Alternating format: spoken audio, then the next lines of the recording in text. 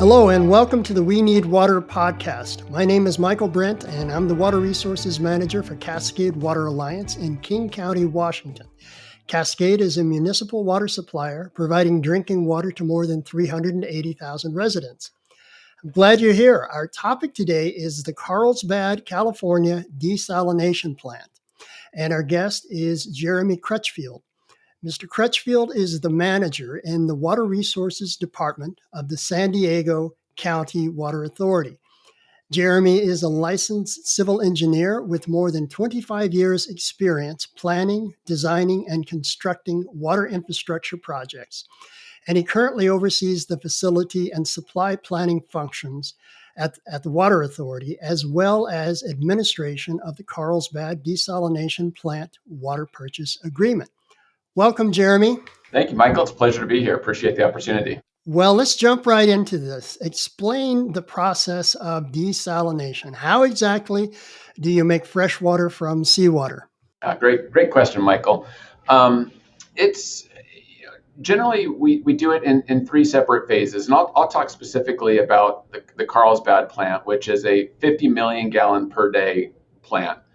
To produce that 50 million gallons of high quality drinking water, we actually start with 100 million gallons of water that is pumped up to our desalination plant. And from there, it goes through three different stages of treatment. The first is pre-treatment, and this is very typical pre-treatment, similar to what you would see at a traditional water treatment plant where you have sand or media filtration, with its main purpose to remove your suspended solids that is found in seawater or any water source that you're treating. From there, it moves to the heart and the muscle of the desalination plant, and that is reverse osmosis. This is the process that really removes the salts from seawater. Beyond salts, though, it also removes your other dissolved solids, such minerals and organics and things like that are in the seawater that aren't removed from that first stage of treatment. And how reverse osmosis works is it's a permeable membrane that is wound tightly inside of a pressure vessel.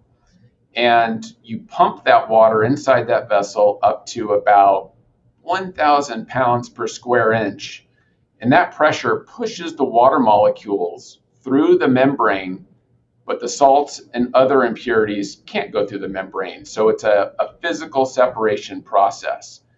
The water that goes through is your product water that moves to the next stage, and the reject water is your brine or your concentrated seawater that we actually send out back to the ocean after diluting it substantially, so you don't see or feel an impact in the ocean waters itself. The water that is purified then goes to the third stage, which is post-treatment. And there we're adding some hardness back into the water. Reverse osmosis removes everything from the water. So we actually need to add some minerals and other things back into it to match our water quality and water characteristics from our other treated sources. So all of that is accomplished in the third phase. And then from there, we pump that water into our conveyance system. Regarding the membranes that are utilized there, I assume those have to be maintained or cleaned periodically. How is that done, and what's the life cycle of those products? Yeah, the membranes are a big part of the investment in the plant. So you want to protect those as much as you can and make sure you're operating them correctly. And actually, the first stage of treatment, that pre-treatment, is critical. So you need to make sure that first stage is operating well and removing anything that could damage or foul or rip your membranes in the reverse osmosis. But to maintain and optimize the use of the membranes, there is a clean in place process where you essentially wash the membrane with an acid-based wash to remove any fouling or material that lodges or gets stuck on the membranes. And then at this plant, we implement a membrane replacement program where they're in there rotating and moving membranes around. So one membrane isn't fouling faster than another membrane. Hmm. Typically, you're hoping these membranes last between 5 and 7 years. And if you operate them correctly and take care of them, they can even exceed 7 years of operation. That obviously is a very critical part of the engineering design of the whole process then. It certainly is. Fascinating. So we're talking about some very expensive paper towels. Yes, definitely. But the process itself, once you have the reverse osmosis part of it engineered into it, is pretty straightforward then. Yeah, it's a physical separation process. So it's not, a chemical reaction or other things that you can do and use for water treatment. It's just pressurizing that water so that you push molecules through a membrane, separating the water and the salt. How new is this technology? I mean, didn't they have desal operations in the Navy even back in World War II, something like that? Yeah, desalination has been around for a long time. When you talk about kind of larger scale applications for drinking water, you kind of date back to the 1930s, and that's when distillation was started. And essentially, that was a process of heating up the salt water, evaporating that to separate the water molecules from the salt, recondensing that water, and producing a freshwater product. Was the main technology for about 30 years until the early 1960s when reverse osmosis was developed, and it was actually studied here in San Diego and Southern California. And that process of developing a membrane material to separate salt and water was developed, and that has been the primary use and function for seawater desalination ever since. Okay. Let's talk a little bit about the Carlsbad plant specifically. How long did it take to develop? What's the production capacity? How many people do you serve? That sort of thing. That's a great question, Michael. And I'll kind of start with my agency, the San Diego County Water Authority. We're a wholesale agency down in San Diego County. We have 22 member agencies that we sell water to, and then they sell water to the general public. We serve about 3.3 million people, and seawater desalination represents about 10% of our water supply. So our plant has been in operation since 2015, but it took a long time to get there and to get the plant online.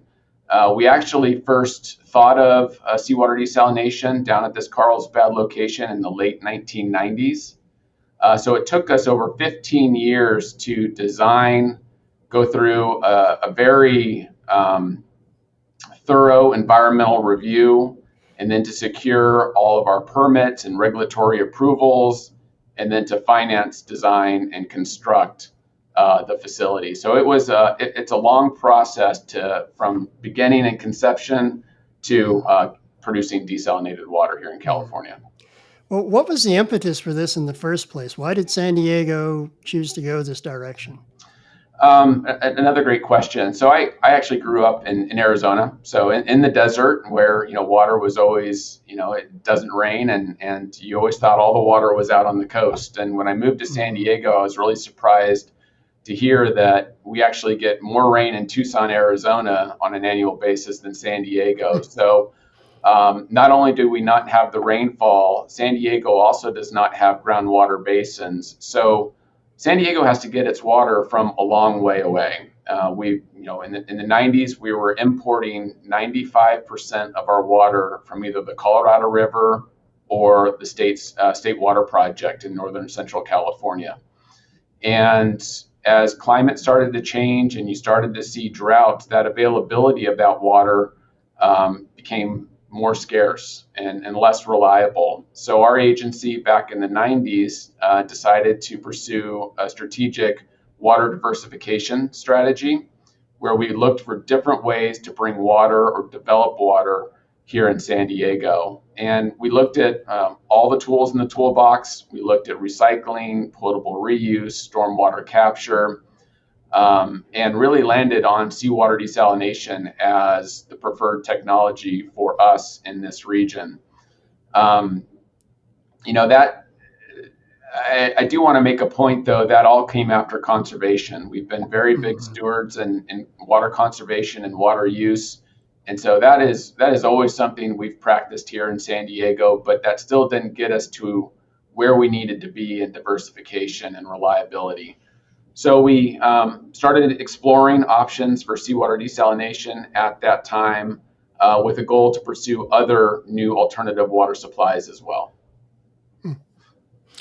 Fascinating. Can you talk a little bit about the quality of the product? So I know obviously you're removing the salts from the seawater, but what other impurities are removed in the treatment process? So yeah, everybody recognizes seawater desalination is removing salt from the process and from the water, but it is also removing minerals, organics, and other dissolved impurities in the water to produce a very high quality product water coming out of the plant. In fact, the reverse osmosis process removes everything out of the water, and we need to put hardness and some other minerals back in the water to blend it with the other treated water sources we have coming into San Diego. So you have a uniform taste, color, and quality of water being distributed. So it's a big benefit right now. A lot of the talk is about salinity, and the increased levels of salinity or salts just in natural groundwater sources and surface water sources. And so being able to bring a lower salinity water into that mix is really helpful for customers, the agricultural community, industry, and other areas throughout, saving folks money. Also, we have constituents that are starting to pop up. I'm not an expert in PFAS or PFOS, but the reverse osmosis also removes those constituents and concerns out of water. So it is our highest quality of water that we are bringing into our system. So being able to do that and blend it and meld it with our other water supplies has been a benefit for our region. My limited understanding of desalination is that the biggest drawback are the energy demands, both from the treatment process, and then you're also, by design, starting out at sea level. So most of your customers are going to be somewhat uphill from you. So how does that all factor into the process? Well, I'll start with the second part of your question here and talking about the conveyance and the movement of water. And a lot of people forget about that component and that cost aspect of getting the water from one place to another.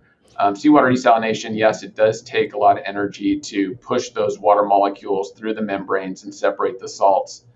But for us at the Carlsbad plant, we pump the water once it's processed at the plant about 15 miles north and about 1,000 feet in elevation gain, so we can blend it with our other water supplies and then serve that water to our entire community.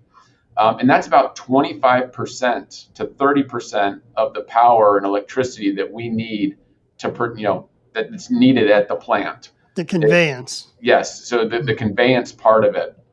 So I think it's important for those that are looking at different water supplies coming from different areas or needing to move it around your community, that part of it plays a big role into the overall cost of that water.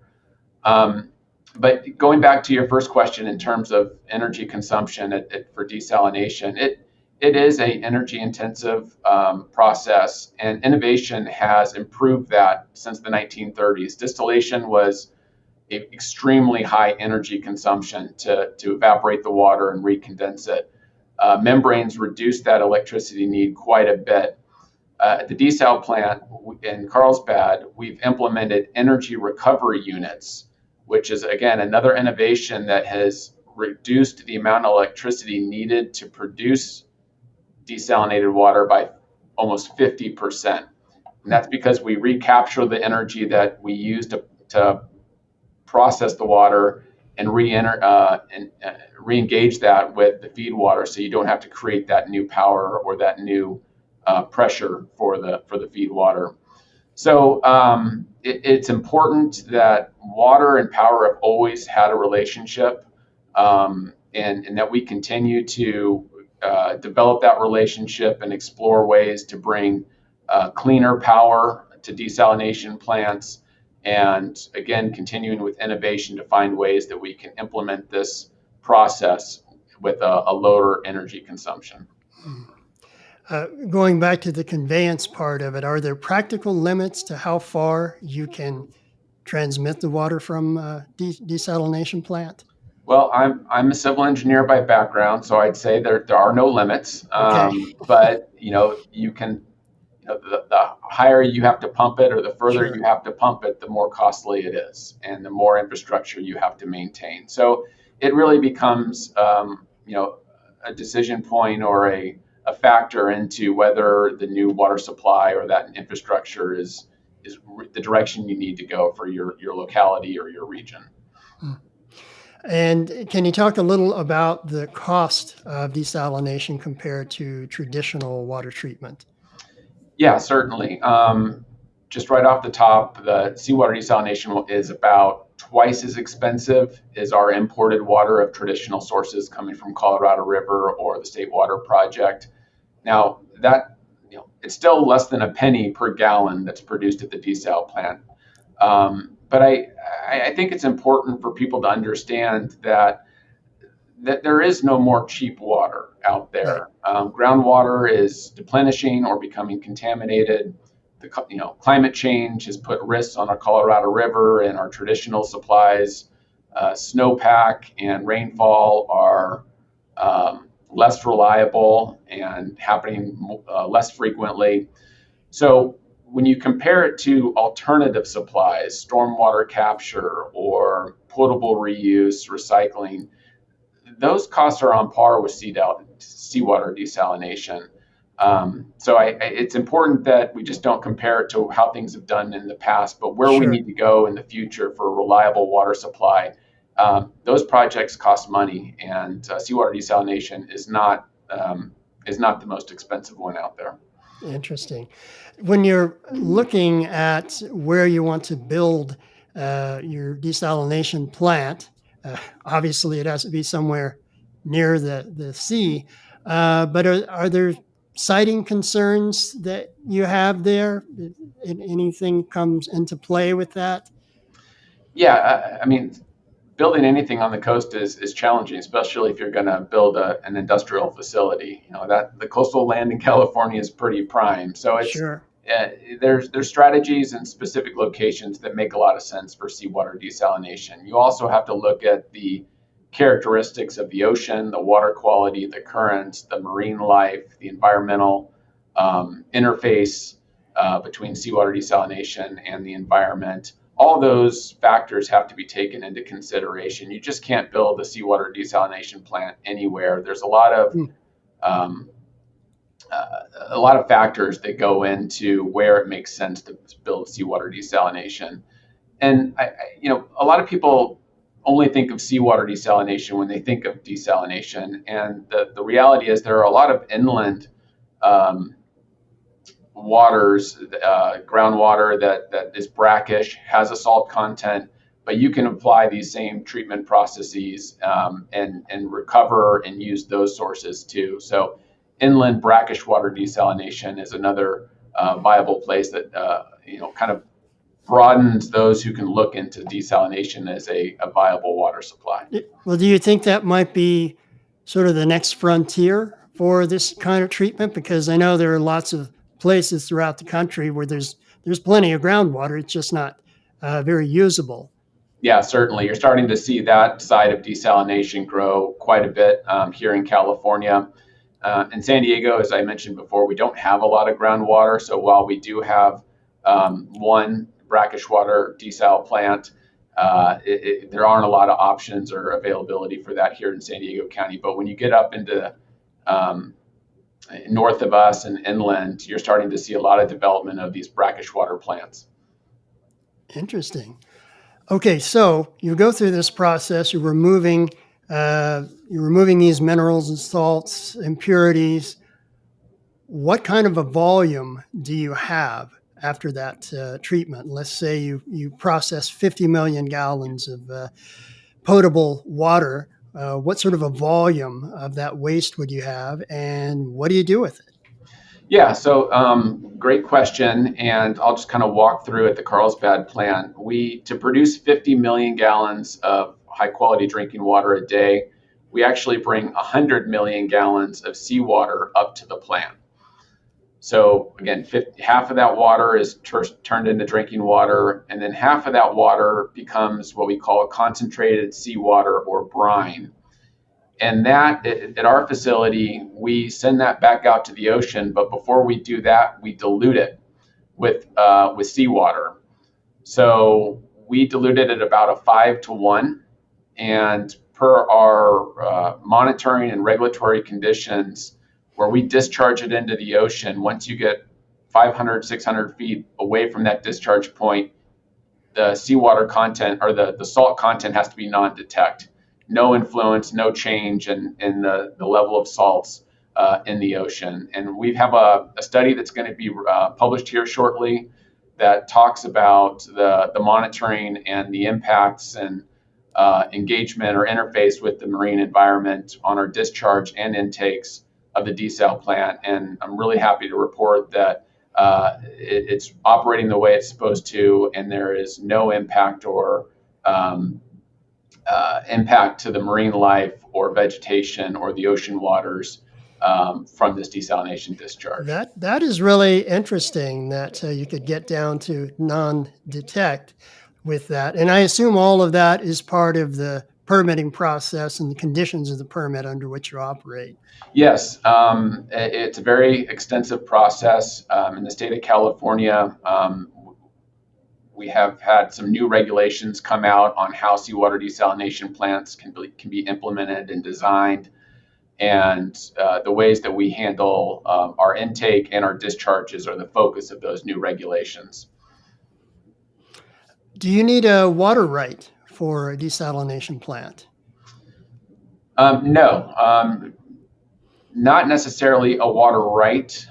Some of the more recent or proposed desalination plants are now looking at subsurface intakes, where they're actually kind of putting in a well and pulling water from underneath the ocean. And you do need to demonstrate that you're not pulling inland water into those wells and impacting inland basins of water. Okay. What's been the response of your community? What do your customers think of what you're doing? That was a big focus point for us from when we first conceived the project in the 90s and early 2000s. And we conducted a lot of surveys, and consistent with the surveys that have been done in California statewide, seawater desalination is one of the areas that the public does want to see more advancement and more supply come from. They're very supportive of that technology and of that. The Pacific Ocean is the world's largest reservoir. And so they understand that, and their expectation is that we have a safe and reliable drinking water, and they have been supportive of seawater desalination being part of that portfolio that we have here in San Diego. Excellent. Well, what's the future of the Carlsbad Desalination Plant? Well, the way we developed it, we have a 30-year water purchase agreement with Channelside Water Resources, and so we are on year 9 right now. After that 30-year term, the facility will transition to a public asset, so we will become the owners of the facility, and with the intent to run that indefinitely. It's a 50 million gallon per day plant. It has the ability to expand by about 10%, but it really can't expand beyond that. So that's something we'll monitor into the future to see if it makes sense to do that. But right now, we're really focused on just make operating it as efficiently as we can and continuing it as a reliable water supply here that's locally controlled in San Diego. Well, what do you think the future for desalination is around the world? Do you think at some point in the future, most coastal cities are going to have desal as a water source? Yeah, starting globally, yeah, the rate ramp of new desal plants is quite steep. New ones are being brought online all the time, especially in areas like Israel, Saudi Arabia. Those are really the hubs for seawater desalination. Israel gets up to 80% of their water from seawater desalination or brackish water desalination. So we're seeing that need and that growth globally a lot right now. In the U.S., it's still kind of in its infancy. The first U.S. plant of significant size was actually in Tampa Bay in the early 2000s. It was about a 25 million gallon per day plant. The Carlsbad plant is now the largest desalination plant in the U.S. In California, we have about 10 seawater desalination plants, 12 but most of them are in the 1 to 2 MGD size. So I think Texas is starting to develop some larger plants and initiate construction on some of those. I think you're going to see a slow increase in seawater desalination, but for California, our state needs to make that an emphasis and make that decision if it's something we want to invest in moving forward. In California, anyway, is there a requirement that you couple clean energy with desalination for a new plant? We're seeing that more and more through the permitting process. For the Carlsbad plant, they are obligated to be carbon neutral. So to achieve that, they do end up purchasing carbon RECs or offsets to achieve that status. And that's, going back to the partnership between the water and power industries. And in California, we do have statewide initiatives to go to green power, carbon neutral power by 2045, I believe. And so we're starting to see our utilities and their carbon-free emissions or their portfolio to change. And so that's really how we'll achieve it. It won't be done. You can't build enough solar at a desal plant on the coast to run a desal plant. Okay. It's partnerships and working as a community and as a region on both energy and power together. Okay. Well, where can people go to learn more about the Carlsbad Desalination Plant? Oh, so I'll point you to two directions. You can come to the Water Authority's webpage, that is sdcwa.org. Or you could also go to carlsbaddesal.com, and there's a lot of information on both those sites. So yeah, I definitely encourage folks to take a look and learn more about the Carlsbad plant and desalination in general. Excellent. Okay, final question. What do you most enjoy about your job? I feel very fortunate. I've had a very challenging and fun career. Challenging makes it fun. So I've really enjoyed the complex projects I've worked on. What I really enjoy is I've been in the public sector now after starting in the private sector. I've been here at the Water Authority for 17 years and being a part of the community and building infrastructure that makes a difference and has the best interest of our ratepayers and of our community and our interest here in San Diego.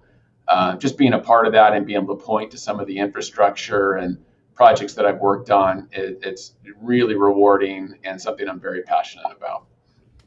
Well, I think that's just wonderful. And this has been a fascinating talk. So thank you very much, Jeremy. Thank you, Michael. I really appreciate it. And thank you for being with me today. I hope you enjoyed this broadcast. If you did, please subscribe and follow us on the socials at We Need H2O. You can also find helpful information about Cascade's water conservation programs at cascadewater.org. Have a great day, and remember, we need water.